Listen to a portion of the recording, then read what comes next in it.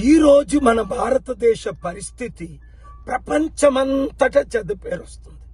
ఎన్నిసార్లు చెప్పినా air India accident అయినప్పుడు 270 మంది చనిపోయినప్పుడు ఈ యంగ్ రామ్మోహన్ నాయుడిని రిజైన్ చేయమనో ఆయన చేయడు. మోదీ గారిని ఈయన తీసిమంటాం, ఈయన తీయుడు. దేశం కాలిపోయినా పర్వాలేదు. 200 కంట్రీస్ నుంచి వచ్చిన ప్యాసింజర్లు ఫ్లైట్లన్నీ స్తంభించిపోయి 1000 ఫ్లైట్లు క్యాన్సిల్ అయిపోయి ఎక్కడెక్కడికో కనీసం లండన్ వెళ్ళలేకపోతున్నారు, ఢిల్లీ నుంచి కానీ, బెంగళూరు నుంచి కానీ, చెన్నై నుంచి కానీ కనెక్టింగ్ ఫ్లైట్స్ కదా, ఎక్కడికి వెళ్ళగలుగుతున్నారా? ఇంకెంతకాలం ఈ అవినీతి అన్యాయం?